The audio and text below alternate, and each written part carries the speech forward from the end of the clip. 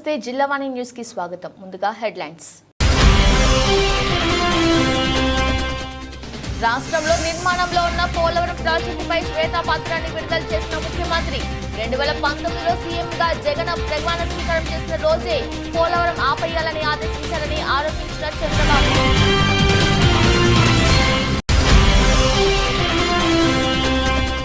విషయంలో తమ తప్పులను కప్పిపుచ్చుకునేందుకే సీఎం చంద్రబాబు ప్రయత్నం చేస్తున్నారన్న మాజీ మంత్రి అంబటి. అబద్దాలు అసత్యాలతో ప్రాజెక్టుపై శ్వేతపత్రం విడుదల చేయడాన్ని తూర్పారబట్టారన్న రాంబాబు.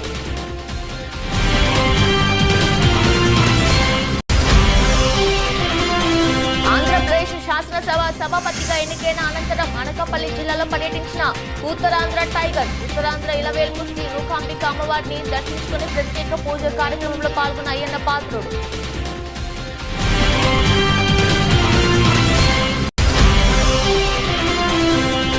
శిథిలావస్థకు చేరుకున్న తోటపల్లి దేవస్థానంకు పూర్వ వైభవ కల్పిస్తామన్న కురుపాం ఎమ్మెల్యే. దేవస్థానం అభివృద్ధికి ఆలయ కార్యనిర్వాహక శాఖ అధికారి వివి సూర్యనారాయణతో సమీక్షించిన తోయక జగదీశ్వర్. ఏపీ ముఖ్యమంత్రి చంద్రబాబు పోలవరం ప్రాజెక్టుపై నేడు శ్వేతపత్రం విడుదల చేశారు. 2019లో సీఎంగా వైఎస్ జగన్ ప్రమాణ స్వీకారం చేసిన రోజే పోలవరం ఆపేయాలని ఆదేశించారని చంద్రబాబు ఆరోపించారు. నిరాధార ఆరోపణలపై కాంట్రాక్టర్ను మార్చారని, రివర్స్ టెండరింగ్ పేరుతో ప్రాజెక్టును సర్వనాశనం చేశారని చంద్రబాబు మండిపడ్డారు. ఏజెన్సీని మార్చకపోతే 5 ఏళ్లలో పోలవరం ప్రాజెక్టు పూర్తి అయ్యేదని చంద్రబాబు అన్నారు. పోలవరం ఆంధ్రప్రదేశ్కు జీవనాడి అని, అలాంటి ప్రాజెక్టును 5 ఏళ్ల పాటు ఎలా విధ్వంసం చేశారు ఈ సందర్భంగా చంద్రబాబు వివరించారు. టీడీపీ అధికారంలో ఉన్నప్పుడు పోలవరం పనులు ఒక యజ్ఞంలా సాగాయని, అప్పట్లో ఉన్న సమస్యలను సవాళ్లను అధిగమించి మరీ ముందుకు వెళ్లామని చంద్రబాబు గుర్తు చేశారు. ఇది పోలవరం రాష్ట్ర అభివృద్ధికి జీవనాడి. పోలవరం రాష్ట్రానికి 2 ప్రధానమైనటువంటి ప్రాజెక్టులు, ఒకటి అమరావతి, ఒకటి పోలవరం. 2 కూడా 2 కళ్ళు లాంటివి. ఈ 2 ప్రాజెక్టులు కానీ మనం పూర్తి చేసుకుంటే విభజనలో జరిగిన అన్యాయాన్ని కానీ, మనం ఏ విధంగా నష్టపోయామో ఆ నష్టాన్ని పూడ్చుకునే అవకాశం ఉంటుంది. పోలవరం ప్రాజెక్టు కూడా విభజన చట్టంలో నేషనల్ ప్రాజెక్టు చేసి కేంద్రం నిధులు ఇవ్వడానికి ముందుకు వచ్చినటువంటి ప్రాజెక్టు ఇది. నదుల అనుసంధానానికి గుండె పోలవరం. ఇటువంటి పోలవరానికి జగన్ ఒక శాపంగా మారాడు. ఏ విధంగా శాపంగా మారాడు? ఏ విధంగా ఒక క్షమించరాని నేరం, జాతికి జరిగిన విద్రోహం. దీన్ని ఎవరైనా సరే రాజకీయాలకు అతీతంగా, కులాలకు అతీతంగా, మతాలకు అతీతంగా, ప్రాంతాలకు అతీతంగా నిర్మోహమాటంగా ఖండించాల్సిన అవసరం ఉంది, నిలదీయవలసిన అవసరం ఉంది. రాష్ట్రాన్ని నాశనం చేసే హక్కు ఎవరికీ లేదు.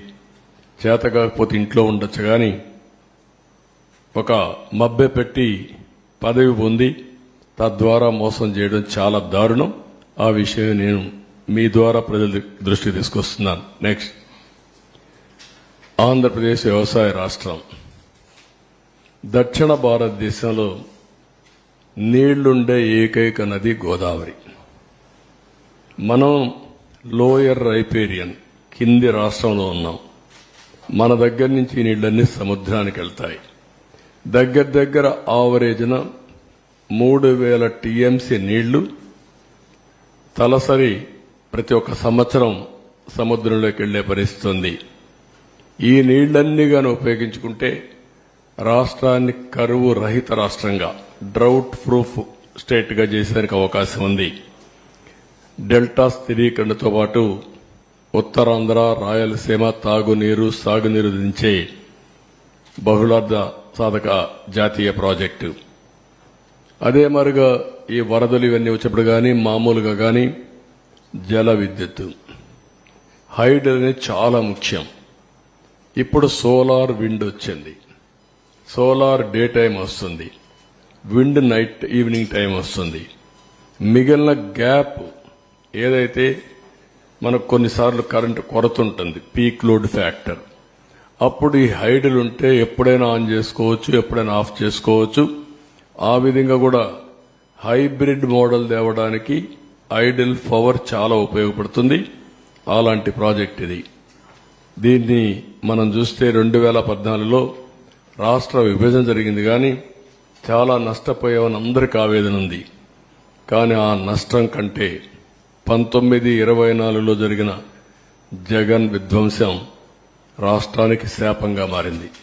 దానికంటే ఎక్కువ నష్టం జరిగింది. ఇది రాష్ట్రంలో ఉండే ప్రజానీకం అంతా కూడా చర్చ చేయాల్సిన అవసరం ఉంది. నెక్స్ట్, పోలవరం ప్రాజెక్టు విషయంలో తమ తప్పులను కప్పిపుచ్చుకునేందుకే ముఖ్యమంత్రి చంద్రబాబు చేస్తున్న ప్రయత్నాలపై మాజీ మంత్రి అంబటి రాంబాబు ధ్వజమెత్తారు.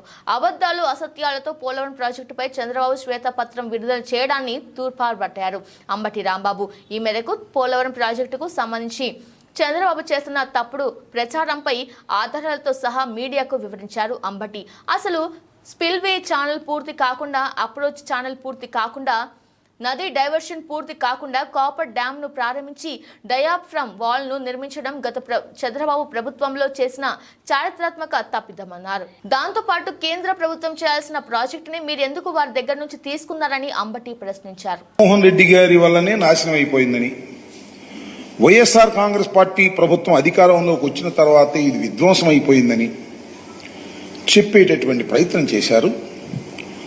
దానికి సమాధానం చెప్పవలసినటువంటి బాధ్యత వైఎస్ఆర్ కాంగ్రెస్ పార్టీ తరపున, ముఖ్యంగా 2 సంవత్సరాల పైచిలకు ఇరిగేషన్ మంత్రిగా చేసిన నా పైన, పార్టీ పైన ఉన్నదని భావిస్తూ దానికి కొన్ని సమాధానాలు చెప్పేటటువంటి ప్రయత్నం నేను చేయదలుచుకున్నా.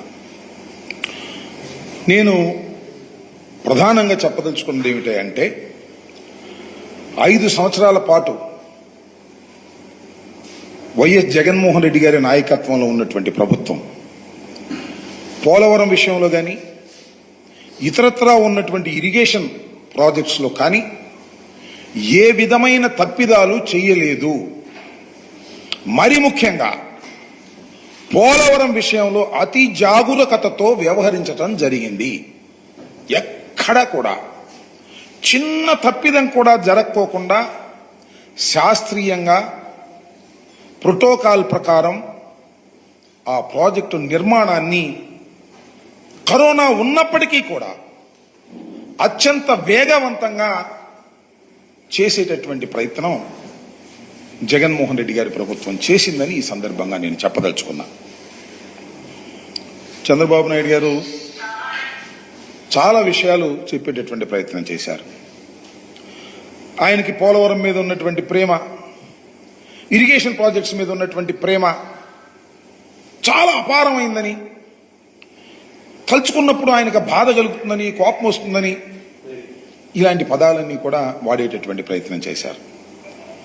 దానితో పాటు ముఖ్యమంత్రి అయిన తర్వాత ఆయన మోడీ గారి ప్రభుత్వంతో పాటు కలిసి ముఖ్యమంత్రిగా అయినప్పుడు 2014లో 7 గ్రామాలు దీనిలో కలిపితే తప్ప నేను ప్రమాణ స్వీకారం చేయను. ఎందుకంటే Polavaram is such a project. Polavaram చాలా గొప్పది, పోలవరం జీవనాడి. అందువల్ల నేను కాన్స్టిట్యూషన్ డెడ్ లాక్ వచ్చినా సరే నేను ప్రమాణ స్వీకారం చేయనని చెప్పి పట్టుబట్టి 7 గ్రామాలని మన ఆంధ్రప్రదేశ్ కల్పించాను, సాధించాను, అలాంటి గొప్ప వ్యక్తిని అనేటువంటి మాట ఆయన చెప్పారు. నేను అడుగుతా ఉన్నా, నారా చంద్రబాబు నాయుడు గారు, మీరు 1995 నుంచి 2004 వరకు మీరు ఈ రాష్ట్రానికి ముఖ్యమంత్రిగా ఉన్నారు. ఈ రాష్ట్రానికి ముఖ్యమంత్రిగా ఉండటమే కాదు, కేంద్రంలో చక్రం కూడా తిప్పారు. మీరు కేంద్ర ప్రభుత్వంతో సత్సంబంధాలు కలిగి ఉన్నారు. ఎందుకు మీరు జీవనాడైనటువంటి పోలవరాన్ని గురించి ఎందుకు మీరు ఆలోచన చేయలేదు?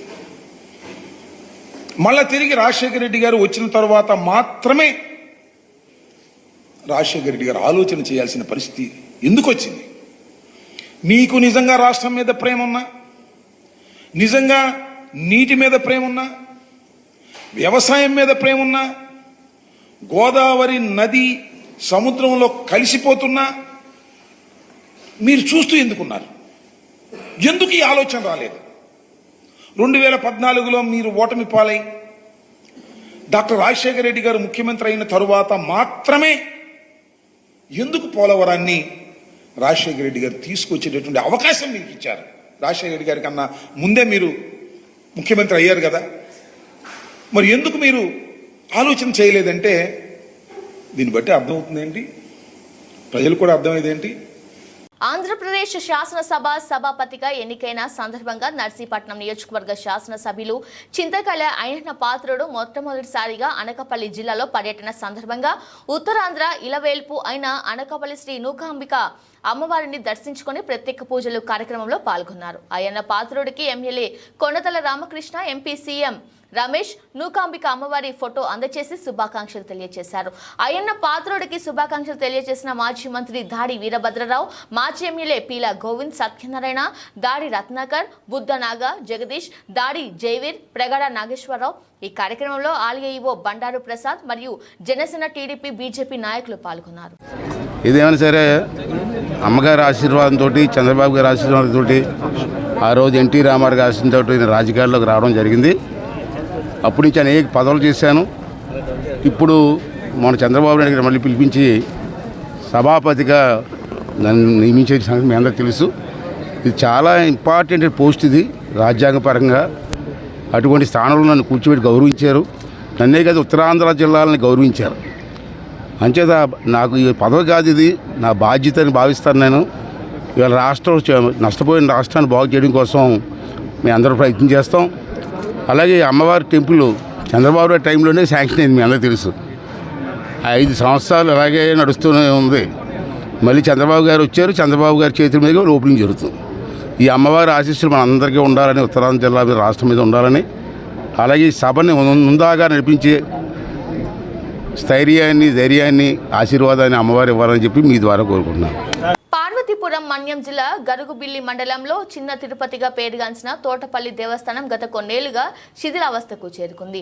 కార్యనిర్వాహక శాఖ అధికారి వివి సూర్యనారాయణ ఆధ్వర్యంలో శనివారం కురుపాం ఎమ్మెల్యే తోయాక జగదీశ్వరి కార్యవర్గ సమావేశాన్ని ఏర్పాటు చేశారు. తోటపల్లి దేవస్థానానికి పూర్వ వైభవం తీసుకొచ్చేందుకు ప్రభుత్వం తరపున నిధులను మంజూరు చేసే ప్రయత్నం చేస్తామని ఆమె హామీ ఇచ్చారు. సుమారు 7 కోట్ల రూపాయలతో ఆలయ నిర్మాణ పనులకు నిధులు అవసరం ఉంటుందని కమిటీ అంచనా వేయగా ఇప్పటికే అనేక మంది దాతలు 1.5 కోటి రూపాయలతో నిర్మాణ పనులు చేస్తున్నారని డొల్లు పారినాయుడు తెలిపారు. ఎమ్మెల్యే ముందుగా ఆలయంలోని శ్రీనివాసం దర్శించుకొని అనంతరం స్థానిక ఏపీజీవి బ్యాంక్ ఎదురుగా నూతనంగా ఏర్పాటు చేసిన రచ్చబండను ప్రారంభించారు. ఈ కార్యక్రమంలో స్థానిక సర్పంచ్ ఆవాల సింహాచలము, జి గంగాధర్ నాయుడు, కోట సుమన్, మర్రాపు పురుషోత్తం నాయుడు, అంబటి రాంబాబు, డొంకాడ రామకృష్ణ, సంబంగి పకీర్ నాయుడు, అక్కిన మధుసూదన్ రావు తదితరులు పాల్గొన్నారు. దేవుని కోసం మంచి కార్యక్రమం చేసినటువంటి మన డెవలప్మెంట్ ట్రస్ట్ వారికి మరొక్కసారి నేను హృదయపూర్వకంగా నమస్కారాలు తెలియజేసుకుంటున్నాను. ఈరోజు మన ఇల్లుని మనమే చక్కదిద్దుకోవాలన్నట్టు మరి దేవుని దగ్గర మనం ఈ కురుపాం నియోజకవర్గంలో గరుగుబిల్లి మండలంలో తోటపల్లి పంచాయతీలో మరి శ్రీ వెంకటేశ్వర స్వామి, శ్రీరాములు వారు ఉన్నందున మనం ఇదొక పూర్వం నుండే ఒక పుణ్యక్షేత్రంగా భావించినటువంటి పరిస్థితులందరూ కూడా మీరు చూశారు. ఈ రోజు చూసుకుంటే మరి ఒకానొకప్పుడు ఇక్కడ ఉన్నటువంటి ఎవరైతే స్థానికులు ఉన్నారో స్థానికులకు అందరికి కూడా తెలుసు, ఇక్కడే వంటలు చేసి తిని వెళ్ళే రోజులు కూడా ఉండేవి. మరి అంత పుణ్యక్షేత్రమైనటువంటి తోటపల్లి దేవస్థానం మరి ఎలాగైనా సరే మరి ఇక ముందైనా మనమందరం కూడా మతాలకి, కులాలకి, పార్టీలకి చూడకుండా డెవలప్మెంట్ కోసం మనం పాటుపడాలని మీకందరికి కూడా నేను మరొక్కసారి కృతజ్ఞతలు తెలియజేస్తున్నాను. ఎందుకంటే ఇది ఎవరి కోసమో కాదు, నా కోసమో, మీ కోసమో, ఇంకెవరి కోసమో కాదు, దేవుని కోసం. కాబట్టి మనం అందరం కూడా ఒక ఐక్యతతో ఉండి ప్రతి ఒక్కరూ కూడా. అనకాపల్లి జిల్లా నర్సీపట్నం నియోజకవర్గం మాకవరపాలెం మండలంలో రామన్నపాలెం పంచాయతీ తెలుగుదేశం పార్టీ వారు శాసనసభ స్పీకర్ చింతకాయల అయ్యన్న పాత్రుడు తొలిసారిగా నర్సీపట్నం వస్తున్న సందర్భంగా భారీ ఫ్లెక్సీలు ఏర్పాటు చేశారు. ఈ ఫ్లెక్సీలను ఏర్పాటు చేసేటప్పుడు రాయమన్నపాలెం సర్పంచ్ మాకిరెడ్డి అయ్యన్న ఏర్పాటు చేయొద్దని తెలుగుదేశం వారితో వాగ్వాదానికి దిగారు.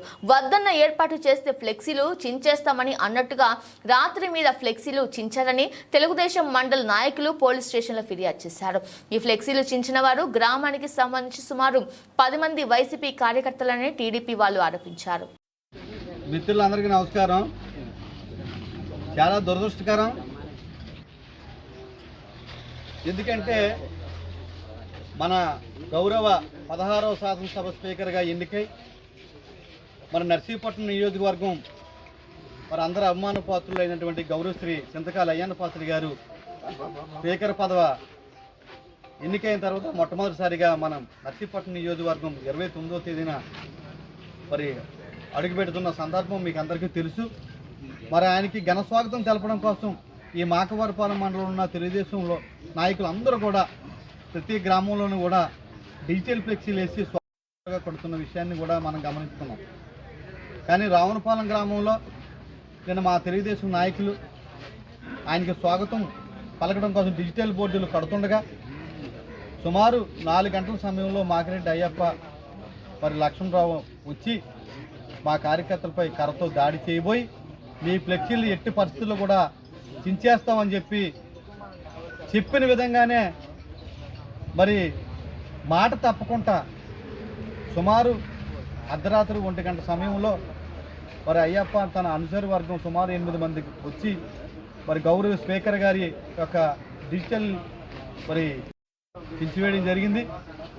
దీనిపై మరి మాకవరపాలెం సబ్ ఇన్స్పెక్టర్ గారికి మేము అందరం కూడా ఫిర్యాదు ఇవ్వడం జరిగింది. వెంటనే వాళ్ళని అదుపులో తీసుకొని కేసు నమోదు చేసి తక్షణమే కఠిన చర్యలు తీసుకోవాలని చెప్పి ఈ సందర్భంగా మేము కోరుతూ ఉన్నాం. అలాగే రావణపాలెం గ్రామానికి ప్రజాప్రతినిధి ఉండి ఈవేళ రాష్ట్రంలో మన ఉమ్మడి విశాఖ జిల్లాకి మొట్టమొదటిసారిగా స్పీకర్ పదవి వస్తున్నా ఏ పార్టీలు వచ్చినప్పుడు కూడా అభినందించవలసింది పోయి స్వాగతించవలసింది పోయి నువ్వు స్వాగతించాలి ప్రజాప్రతినిధి అక్కడ పోయి నువ్వు ఇలా ఒక స్పీకర్ని అవమానపరిచే విధంగా కించపరిచే విధంగా నువ్వు ఇక్కడ నీ యొక్క చేష్టలు ఉన్నాయంటే దీన్ని తీవ్రంగా చర్యలు తీసుకోవాలి. చర్యలు తీసుకునే ఎడల మేము కూడా ఇక్కడ యొక్క ధర్నా కార్యక్రమాన్ని కూడా నిర్వహిస్తామని చెప్పి సందర్భంగా తెలియజేస్తా ఉన్నాం.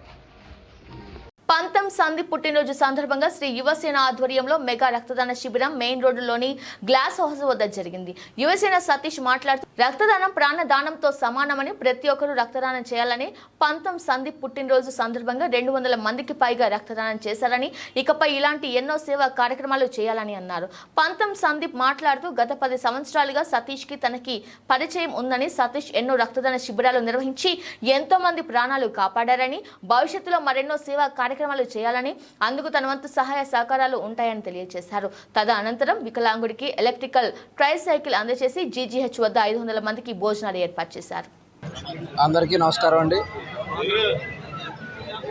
రేపు జూన్ 30వ తారీఖు ఏదైతే నా జన్మదినం ఉందో దాన్ని పురస్కరించుకుని ముఖ్యంగా సతీష్ ఏదైతే ఉన్నాడో నాకు గత 10 ఏళ్ళుగా పరిచయం, తర్వాత శ్రీయోసేన రావడం, అనేక కార్యక్రమాలకు మేము కొలాబరేట్ అయ్యి పనిచేయడం, ఈ సంవత్సరమే కాక గత సంవత్సరం కూడా సతీష్ నా పుట్టినరోజుని చాలా ఘనంగా నిర్వహించారు. అదేవిధంగా ఈ సంవత్సరం కూడా అతను పిలిపివ్వడం, అదేవిధంగా నిన్నటి నుంచి ఎడతెరిపి లేని వర్షం కురుస్తున్నా కూడా ఎక్కడ ఏది ఆగకుండా మొత్తం ఇన్ని ఏర్పాట్లు ఘనంగా చేయడమే కాకుండా మొత్తం మన కాకినాడ రూరల్కి సంబంధించిన జనసేన, తెలుగుదేశం, బీజేపీ కార్యకర్తలు అవనివ్వండి, అభిమానులు అవనివ్వండి, శ్రేయాభిలాషులు అవనివ్వండి, అందరూ కూడా ఇంత పెద్ద ఎత్తున వచ్చి ఇంత గట్టిగా దగ్గర 200 పైచీలకు మంది ఇప్పటికీ రక్తదానం చేయడం జరిగింది. ఇది చాలా సంతోషకరమైన విషయం. ఎందుకంటే సతీష్ చెప్పినట్టు వేరే ఏదన్నా సరే మనం సైన్స్తోనో ఇంకో దాంతోనో కనిపెట్టగలిగాం, కానీ రక్తానికి మాత్రం ప్రత్యామ్నాయం అనేది లేకుండా ఉంది. అలాంటిది నా జన్మదినం పురస్కరించుకుని ఇంత భారీ ఎత్తున కార్యక్రమం నిర్వహించినందుకు సతీష్కి ప్రత్యేక ధన్యవాదాలు తెలియజేస్తూ, అలాగే కాకినాడ రూరల్కి సంబంధించిన వాళ్ళందరికీ కూడా ప్రత్యేక కృతజ్ఞతలు తెలియజేస్తూ ఉన్నాను. ఇక మన ఈ శ్రీ యువసేన అనే దాని గురించి మనం మాట్లాడుకోవాల్సిన పరిస్థితి వస్తే ఒక బ్రాండ్ క్రియేట్ చేశారండి. టోటల్గా చాలామంది సతీష్ని చూసి రకరకాల ఇలాంటి సేవా సంఘాలు ఓపెన్ చేయడం జరిగింది. బట్ ఏది కూడా ఎక్కువ కాలం చేయగలిగినంత సాయం వాళ్ళు చేశారు. కానీ ఇంత సుదీర్ఘమైన కాలం సేవా కార్యక్రమాలు చేయడం అనేది కేవలం మాత్రం మన సతీష్కే మాత్రం అది చేయగలగడానికి దేవుడు అవకాశం ఇచ్చాడు సతీష్కి. నిజంగా ఆ విషయంలో మాత్రం నిజంగా నువ్వు చాలా అదృష్టవంతుడనే చెప్పాలి. ఇక ఇక్కడికి వచ్చిన అందరికీ కూడా ధన్యవాదాలు తెలియజేసుకుంటూ థ్యాంక్ యూ. ఈరోజు మన ప్రీతమ నాయకులు కాకినాడ రూరల్ శాసనసభ్యులైన శ్రీ పంతం నానాజీ గారు తనయులు యువ నాయకులు పంతం సందీప్ అన్నయ్య గారు పుట్టినరోజు జూన్ 30వ తారీఖున అంటే రేపు. ఆ జన్మదినాన్ని పురస్కరించుకుని ముందు రోజు అంటే అన్నయ్య గారు రోజు ఖాళీ ఉండదు, అన్ని చోట్లకి వెళ్ళాలి కాబట్టి ముందు రోజుగానే 29వ తారీఖున మన శ్రీ యువసేన ఆధ్వర్యంలో కాకినాడ రూరల్ సిటీలో ఉన్న పంతం అభిమానుల ఆధ్వర్యంలో ఒక మెగా బ్లడ్ క్యాంప్ని మన శ్రీ యువసేన బ్లడ్ బ్యాంక్ దగ్గర నిర్వహించడం జరిగింది. ఇప్పటికే సుమారు ఒక 200 మంది పైన యువత స్వచ్ఛందంగా రక్తదానం చేసి ప్రాణదానం చేయడం జరిగింది. అంటే సందీప్ అన్నయ్య అనే పరిచయం కానీ, ఆయనతో ప్రయాణం కానీ, ఆయన సంస్థకు అందించే సహాయ సహకారాలు కానీ ఈ రోజు కాదు, సుమారు ఒక గత 10 సంవత్సరాల నుంచి కూడా మన శ్రీ యువసేన ద్వారా చేసే ప్రతి కార్యక్రమానికి అండదండగా నిలుస్తున్నారు. అలాగే నానాజీ గారు ఎప్పుడూ కూడా లాస్ట్ 5 ఇయర్స్లో సార్ దగ్గరికి ఎప్పుడు వెళ్ళినా కూడా ఆయన వంతు సహాయ సహకారాలు ఆర్థికంగా కానీ అవ్వచ్చు, పొలిటికల్ ద్వారా అవ్వచ్చు, ఒక డిపార్ట్మెంట్ ద్వారా అవ్వచ్చు, లేదా ఒక హాస్పిటల్కి ఫోన్ చేసి హెల్త్ ఇష్యూలో హెల్ప్ చేయడంలో అవ్వచ్చు. 5 సంవత్సరాలు కూడా నానాజీ గారు మా శ్రీ యువసేనకి అండదండగా నిలిచారు. అలాంటి వ్యక్తి కొడుకు ఆయన సందీప్ అన్నయ్య పుట్టినరోజు ఈరోజు ఇంతమంది ఆధ్వర్యంలో కేక్ కటింగ్ చేయడం, అలాగే బాధ్యత స్వచ్ఛంద సంస్థ అనే సంస్థకి ఈరోజు అన్నయ్య చేతుల మీదుగా 1 లక్ష రూపాయల చెక్ని ఇవ్వడం జరుగుతుంది. అలాగే ఒక వికలాంగుడికి కూడా 20,000 రూపాయలు విలువైన బ్యాటరీ ట్రైసైకిల్ని, అంటే అతను తొక్కుకోకుండానే బ్యాటరీ సహాయంతో వెళ్ళే ట్రైసైకిల్ని కూడా ఈరోజు సందీప్ అన్నయ్య చేతుల మీద ఇప్పించడం జరుగుతుంది. అంటే అన్నయ్య పుట్టినరోజు అని ఒక చిన్న వాట్సాప్లో పెట్టి ఒక స్టేటస్ల రూపంలో వీళ్ళందరూ తెలియజేస్తే ఇక్కడ నిజంగా అసలు ఖాళీ లేదు. చాలా ఇబ్బందిగా, చాలా సంతోషంగా, అభిమానంతో ముందుకొచ్చి రక్తదానం చేస్తున్నారు. ఈ ప్రపంచంలో ఈ ఆధునిక యుగంలో శాస్త్రవేత్తలు ఏదైనా కనుగొనలేకపోయారు ఉందంటే అది కేవలం మానవుల నుంచి రక్తం మాత్రమే. రోజు మనకు ఒక గుండె పనిచేయకపోయినా ఆర్టిఫిషియల్గా గుండెను కానీ, లేదా కోతి అనే గుండెను కానీ తెచ్చి మనిషిని బ్రతికిస్తున్నారు. ఒక కాలిపోయినా చేయపోయినా కృత్రిమ అవయవాలతో మనిషి తన జీవితాన్ని రన్ చేసేలా చేస్తున్నారు. కానీ ఏదైనా కనుగొనలేకపోతే అది ఒక రక్తం మాత్రమే ప్రపంచంలో. అలాంటి రక్తాన్ని ఈరోజు ఇంతమంది ఇన్ని ప్రాణాలను కాపాడడానికి చేస్తున్నందుకు ముందుగా పంతం సందీప్ అనే అభిమానులకు కానీ, వారి కార్యకర్తలకు, నాయకులకు, అన్నదమ్ములకు, స్నేహితులకు, మా శ్రీ యువసేన బ్లడ్ బ్యాంక్ తరఫున, ఆర్గనైజేషన్ తరఫున, ఈ కార్యక్రమానికి సహాయ సహకారాలు అందించిన ప్రతి ఒక్కరి తరఫున మనస్ఫూర్తిగా హృదయపూర్వక ధన్యవాదాలు తెలియజేసుకుంటున్నాను. ఎన్టీఆర్ జిల్లా జగ్గయ్యపేట నియోజకవర్గం వత్సవాయి జిల్లా పరిషత్ పాఠశాల యందు శనివారం రోజున జయప్రద ఫౌండేషన్ వారు round table of India, ladies circle, rotary club of Amaravati వారి అనుసంధానంతో 10 లక్షల రూపాయల వ్యయంతో డిజిటల్ క్లాస్ రూమ్ నిర్మాణం చేసిన బాలుర శౌచాలయాలు ప్రారంభోత్సవ కార్యక్రమంను గవినేని రమాదేవి నిర్వహించారు. 2 రోజుల క్రితం వారు నిర్వహించిన వైద్య శిబిరంలో అవసరమైన వారికి మందులు, కళ్ళజోళ్లు శనివారం పంపిణీ చేశారు. ఈ సందర్భంగా గవినేని రమాదేవి మాట్లాడుతూ పాఠశాలలో డిజిటల్ క్లాస్ రూమ్ను ఏర్పాటు చేయడం, బాలుర శౌచాలయాలు ఏర్పాటు చేయడం ఇలాంటి అందిస్తున్నందుకు ఎంతో సంతోషంగా ఉందన్నారు. డిజిటల్ క్లాస్ రూమ్ ద్వారా ప్రపంచంలో అనేక కొత్త విషయాలు తెలుసుకోవచ్చని అభిప్రాయపడ్డారు. ఈ కార్యక్రమానికి ముఖ్య అతిథులుగా గవినేని రమాదేవి, ఎమ్మెల్యే శ్రీరామ్, రాజగోపాల్, తాతయ్య, మాజీ మంత్రి నిత్యం రఘురాం, మాజీ MLC D Janardhan, round table of India, ladies circle, rotary club Amaravati సభ్యులు, ఫౌండేషన్ ఎండి తొండపు గౌతమి, సరోజ తదితరులు పాల్గొన్నారు. వత్సవాయి దగ్గర నుంచి మాట్లాడుతున్నాము. ఈరోజు ఇక్కడ హై స్కూల్లో డిజిటల్ క్లాస్ రూమ్ స్టార్ట్ చేశారు. అదే రకంగా టాయిలెట్ బ్లాక్ కట్టారు. ఇవి చాలా సంతోషమైన విషయాలు. ఎందుకంటే డిజిటల్ క్లాస్ రూమ్ అంటే ప్రపంచంలో ఉన్న ఇన్ఫర్మేషన్ మొత్తం మన ఫింగర్ టిప్స్లో ఉంది. ఇక్కడ ఈ మంచి విషయాలు చేయడానికి జయప్రద ఫౌండేషన్ అంటే టిటి జనార్దన్ గారు, వాళ్ళ కూతురు గౌతమి గారు స్టార్ట్ చేసిన ఫౌండేషన్కి సేవా కార్యక్రమాలు. అదే రకంగా Vijayawada rotary club, round table number 1, lady circle Vijayawada అందరూ కలిపి కూడా ఈ మంచి పని చేశారు. మన స్టూడెంట్స్ని డెవలప్ చేస్తే మన దేశం డెవలప్ చేసినట్టే. ముఖ్యంగా పబ్లిక్ స్కూల్ సిస్టంలో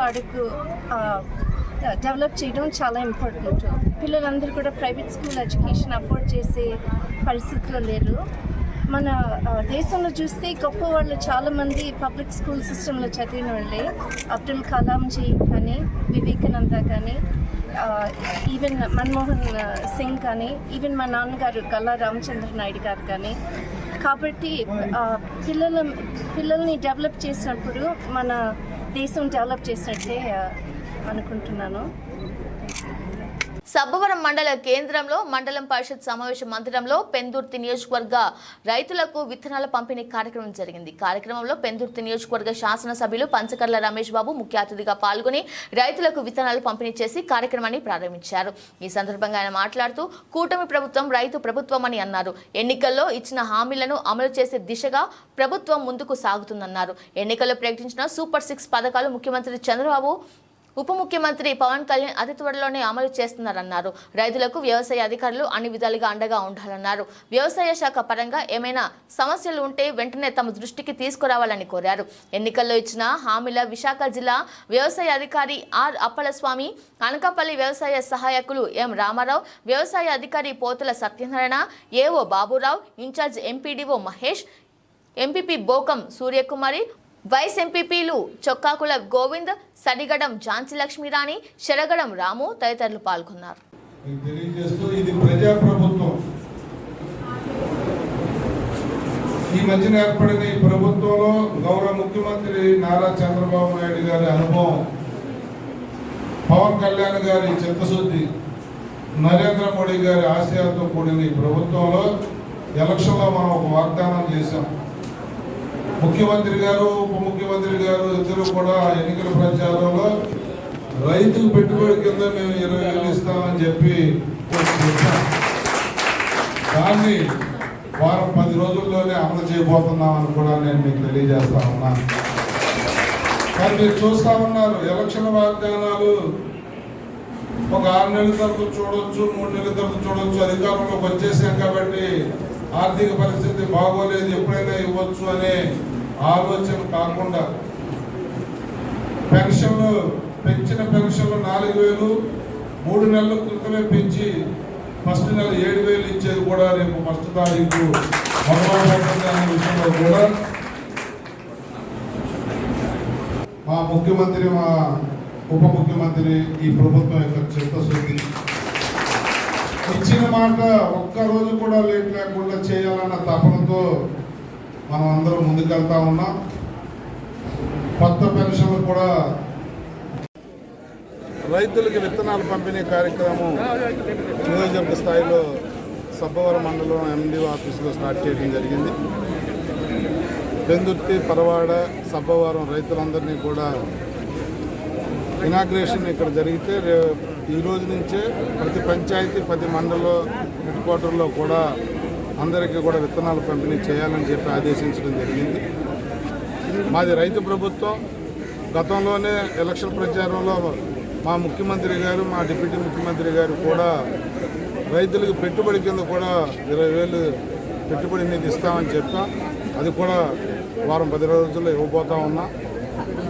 అలాగే రేపు 1వ తారీఖున ఇవ్వబోయే పెన్షన్ కూడా చాలామంది చాలా ఆలోచనలతో, చాలా గతంలో అవాకులు చవాకులు పోయిన వాళ్ళందరికీ బుద్ధి వచ్చే విధంగా ప్రతి 50 ఏళ్ళకి ఒక సచివాలయ సిబ్బంది ద్వారా పెన్షన్ ఇంటికే చేరే ప్రక్రియ కూడా పెంచిన పెన్షన్ 4,000, గత 3 నెలల నుంచి 3,000 కలిపి ఫస్ట్ నెల 7,000 ఇవ్వబోతా ఉన్నాం. అందరికీ కూడా మీ ద్వారా తెలియజేస్తా ఉన్నాం, మీ ఇంటికే పెన్షన్ వస్తుంది, అది 1వ తారీఖే వస్తుంది. ఈ చక్కటి అవకాశాన్ని మీరు అందరూ కూడా సద్వినియోగం చేసుకోవాలని చెప్పి, ఏదైతే బాబు సూపర్ 6 అని చెప్పి ఎలక్షన్కు ముందు మేము వాగ్దానాలు చేశామో అవన్నీ కూడా అన్నా క్యాంటీన్లు కానీ, మహిళలకు బస్సులో ఉచిత ప్రయాణం కానీ, రైతుకి 20,000 పెట్టుబడి నిధి కానీ, పెంచిన పెన్షన్లు కానీ అన్నీ కూడా 2 నెలల్లో అన్నీ కూడా సంపూర్ణంగా 100% అమలు చేసే ఆలోచన అయిపోతూ ఉన్నాం. మరి పెన్షన్లు కూడా ఏదో మేము వెళ్ళి రాజకీయ నాయకులు రాజకీయ లబ్ధిలాగా మేమేదో వాళ్ళని గంటల తరబడి నిలబెట్టి కార్యక్రమం చేసే ఉద్దేశం కూడా మా ప్రభుత్వానికి లేదు. ప్రతి వారి ఇళ్ళకే మా సచివాలయ సిబ్బంది వెళ్ళి ఇస్తారు. కేవలం మేమందరం కూడా సూపర్వైజ్ చేస్తాం. సరిగ్గా సక్రమంగా అన్న టైంకి అందుతుందా లేదా, సిబ్బంది వెళ్తున్నారా లేదా అన్న సూపర్వైజ్ చేయడం తప్ప ఏ ఒక్క వ్యక్తిని ఇబ్బంది పెట్టి గంటల తరబడి లైన్లో నిలబెట్టి కార్యక్రమాలు కూడా ఉండవని చెప్పి నేను మీ ద్వారా ప్రజలకు మనవి చేస్తా ఉన్నాను. మీ ద్వారా మాట్లాడుతున్నాను. 25 కానీ మద్యం మీద కానీ అన్నిటి మీద కూడా పాలసీ తయారవుతూ ఉంది. ఆర్థిక పరిస్థితి మీద కానీ జరిగిన అవతాకుల మీద కానీ 7 శ్వేతపత్రాలు ప్రభుత్వం రేపు ఎల్లుండి విడుదల చేయబోతూ ఉంది. అన్నీ కూడా పాలసీ డిజైన్ చేస్తూ ఉన్నారు. పెద్దలందరూ కూర్చుని మంచి పాలసీతో వచ్చి ప్రజలకి భవన నిర్మాణ కార్మికులకు కానీ అలాగే బిల్డర్స్కి కానీ ఎవ్వరికీ కూడా ఇబ్బంది లేని మంచి పాలసీతో ప్రజల మన్ననలు పొందే విధంగా మీ ముందుకు రాబోతున్న విషయాన్ని కూడా విశాఖ పశ్చిమ నియోజకవర్గ ఎమ్మెల్యే గణబాబు జీవీఎంసీ పరిధిలో గల 92వ ward Venkatapuram, RR Venkatapuram, Padmanabha Nagar colony తదితర ప్రాంతాలతో విస్తృతంగా పర్యటించారు. శుక్రవారం ఉదయం స్థానిక జోనల్ కమిషనర్, ఇతర శాఖల అధికారులతో కలిసి గణబాబు ఈ పర్యటన కొనసాగించారు. అనంతరం వెంకటాపురం రామాలయం దగ్గర స్థానికులతో ఏర్పాటు చేసిన గ్రామ సభలో గణబాబు ప్రజల సమస్యలను అడిగి తెలుసుకున్నారు. ఈ సందర్భంగా మీడియాతో ఆయన మాట్లాడుతూ గత ప్రభుత్వం చేసిన ఆర్థిక తప్పిదాల నుండి రాష్ట్రం బయటపడడానికి కొంత సమయం పడుతుందని అన్నారు. అయినప్పటికీ ప్రజలు ఎవరు ఎటువంటి సమస్యలకు గురి కాకుండా పాలనను కొనసాగించడమే ఎన్డీఏ ప్రభుత్వ లక్ష్యంగా పేర్కొన్నారు. ఈ కార్యక్రమంలో వివిధ ప్రభుత్వ శాఖల అధికారులతో పాటు స్థానిక టీడీపీ నాయకులు బాలమూర్తి పట్నాయక్, దాడి రమేష్, నారిపిన్ని, సత్యరాజు, శ్రీను, మురళి తదితరులు పాల్గొన్నారు.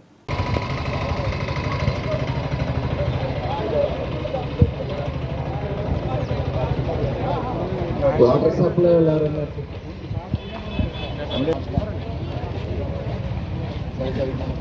ఏంటి వాటర్ సప్లైకి ఎవరు రాలేదా? పైన ఎవరు రాలేదా? అన్నిటికీ రాస్తున్నారు. ఎవరు వచ్చారు? అధికారుల బృందంతో రెగ్యులర్గా గ్రామాలు మనం ఉండేటువంటి వాటిని పర్యటించడం అనేటువంటిది మా ప్రభుత్వంలో ఆనవాయితీగా ఉండేది. అది కొనసాగిస్తూ ఈరోజు వెంకటాపురం గ్రామాన్ని ప్రత్యేకంగా ఎల్జీ పాలిమర్స్ ఇన్సిడెంట్ అయిన తర్వాత అనేక ఇబ్బందులతో ఉన్నటువంటి గ్రామం, మౌలిక సదుపాయాలు అవనివ్వండి, ఇతరత్ర ప్రభుత్వ పథకాలు అవనివ్వండి, ఇవన్నీ కూడా వాళ్ళకి వచ్చేటప్పటికి ఇక్కడ ఉండేటువంటి ఈ వ్యవస్థలు ఏవైతే ప్రభుత్వ వ్యవస్థలు ఉన్నాయో ఆ వ్యవస్థలతో వీళ్ళకి ఏ రకమైన అనుబంధం, గ్రామస్తులకి ప్రభుత్వ యంత్రాంగానికి ఒక కనెక్షన్ అనేటువంటిది మిస్ అయింది. కాబట్టి దాన్ని మరలా ఆ కనెక్ట్ చేస్తూ అధికారులతో సత్సంబంధాలు ఎప్పుడైతే గ్రామ పెద్దలకి గ్రామస్తులకి ఉంటుందో ఈ ప్రజల్ని ఇన్వాల్వ్ చేయడం ద్వారా చేసేటువంటి ఏ పథకమైనా సత్ఫలితాలు ఇస్తుంది. సో అది ఈ రాష్ట్రంలో మిస్ అయింది. అందువల్ల మనకి ఈరోజు తెలుగుదేశం పార్టీని, ఎన్డీఏ, జనసేన, బీజేపీ ప్రభుత్వాన్ని ఈ రాష్ట్రంలో తీసుకొచ్చారు. ఈరోజు కూడా మా ఉద్దేశం కూడా ఇప్పుడు ఎన్నికైన నాటి నుంచి ప్రతి వాటిలో ఉండేటువంటి సమస్యలను గుర్తించడం, ప్రభుత్వ అధికారులతో కలిసి మనము ఎప్పుడైతే అన్ని శాఖల వారితో తిరుగుతున్నామో స్పష్టంగా ఏది ప్రయారిటీ వైజ్ చేయాలనేటువంటిది అవగాహన వస్తుంది. సో వాటిపైన ఒక అవగాహన తెలుసుకోవడానికి ఈరోజు వెంకటాపురం గ్రామ విజిట్ ఉపయోగపడుతుందని భావిస్తున్నాను. బులెటిన్ ముగించే ముందు హెడ్లైన్స్ మరోసారి.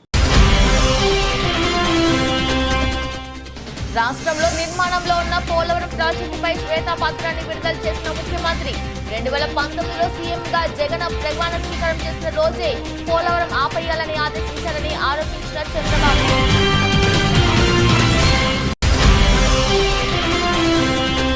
పోలవరం విషయంలో తమ తప్పులను కప్పిపుచ్చుకునేందుకే సీఎం చంద్రబాబు ప్రయత్నం చేస్తున్నారన్న మాజీ మంత్రి అంబటి. అబద్ధాలు, అసత్యాలతో ప్రాజెక్టుపై శ్వేతపత్రం విడుదల చేయడాన్ని తూర్పారబట్టారన్న రాంబాబు.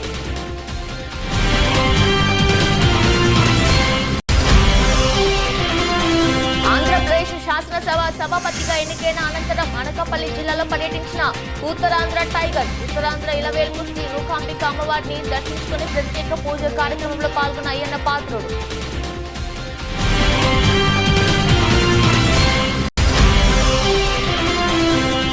శిథిలావస్థకు చేరుకున్న తోటపల్లి దేవస్థానంకు పూర్వ వైభవం కల్పిస్తామన్న కురుపాం ఎమ్మెల్యే. దేవస్థానం అభివృద్ధికి ఆలయ కార్యనిర్వాహక శాఖ అధికారి వివి సూర్యనారాయణతో సమీక్షించిన తోయక జగదీశ్వర్. ఇది వాళ్ళ బులెటిన్. మరో బులెటిన్లో మళ్ళీ కలుద్దాం. అంతవరకు చూస్తూనే ఉండండి. నమస్కారం.